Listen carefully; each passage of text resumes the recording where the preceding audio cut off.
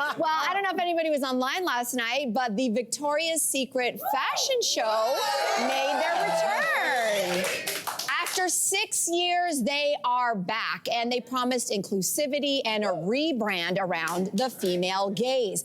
There was a lot of diversity on the runway, including an appearance from transgender model Alex Consani, and also hits of nostalgia. Supermodels Tyra Banks and Kate Moss walk down the catwalk. So the question we are asking today is, was it worth bringing the Victoria's Secret fashion show back?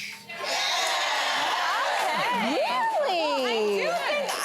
I was following along online, and there was a lot of enthusiasm. I think it was partially nostalgia. You mentioned a lot of retro models that we loved to see again. But for me personally, I was kind of like, meh.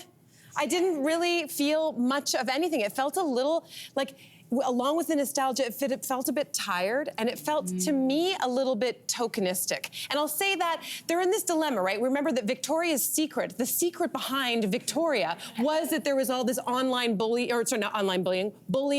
sexual harassment. There was in the workplace, misogyny, ill treatment of models. There was all kinds of scandal. So they went quiet for a while. So they've come back, and they're doing the right thing. But I guess it remains to be seen, was this just done as a gesture to be like, look, we fixed all our problems?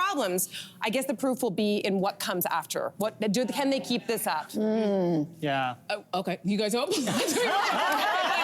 I'm on the same side with you, and it actually reminded me of something. Last weekend I was at the grocery store, and I saw these cookies that I hadn't had in a long time, and it was like a nostalgia thing, so I grabbed them, threw them in the box, got in the car, and even wait till I got home, opened the box, took a bite, and I was like, something tastes different. And then when I looked at the box, it was gluten-free. And I felt like last night's fashion show was like the gluten-free cookie. Like, I don't know what was missing, but it just didn't feel the same. And it could be me because it was a different time. And I remember that was a huge assignment as a reporter if you got that. So maybe I'm in a different time in my life where I'm like, maybe I wouldn't want to see that. It was also, at the same time, it was great. While it was great to see those older models, it also made me feel like that era of the supermodel is over, because we're looking at women who are now like, they're all mothers, they're all in their 40s, some of them even in their 50s, but I didn't recognize any of the newer models. And I remember when that show first came out, that was where all the big supermodels walked down that catwalk, and it felt a little, it's nice for the nostalgia, but it really wasn't the same. Like the gluten-free thing that I'm talking about. Something missing. And there's also something about the entertainment industry. Why won't we just let something end? Whether it's an episodic TV show that we really love or this fashion show, it's been 6 years since the last show. Did we really need it to come back? Or could we not just leave it where it was and having a great moment? They like it. It's come back, but does anybody, did you love it? I guess it's the business case, right? They want to keep selling their stuff.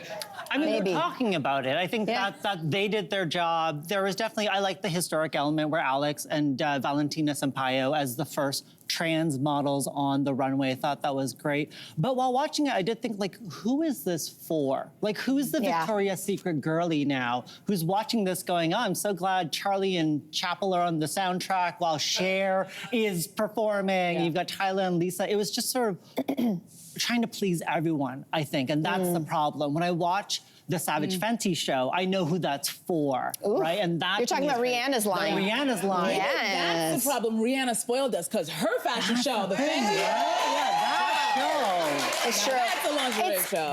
You're totally right. That feels like progress. That feels like the future, and maybe Victoria's Secret is like yesterday. Yeah. I will say that there was a nostalgia hit for me where I was like, oh yeah, I remember when the Victoria's Secret show was the thing. Yeah. But you know what else hit me just as hard?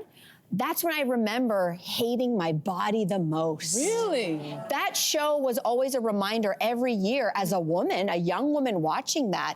I am not that. I will never be that. And if that is the beauty standard, I always finish watching that show going, how much more do I have to diet? How much more do I have to work out? I think that the legacy of those really ultra thin models, even though it was more inclusive last night, the nostalgia we will never let go of is they set impossible beauty standards for the rest of us, don't all runway shows have but this show was different. It was different because the models were bigger than the lingerie. The models, you remember all the shots they would have of the men in the front row and gaze. So I will say this now as the mother of a daughter, I will never let her watch that show as long as I possibly can. Really? Nope.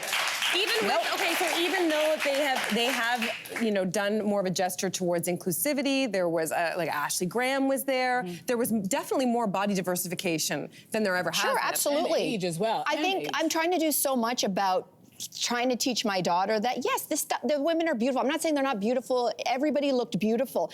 But if we're still saying that women's #1 currency is their body, that's not the message I'm trying to send my daughter. Yeah.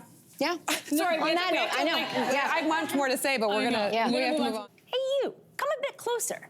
We've got so many more must-see interviews, spicy debates, lifestyle tips, and pop culture moments. So subscribe to our channel by tapping the logo below and don't miss out.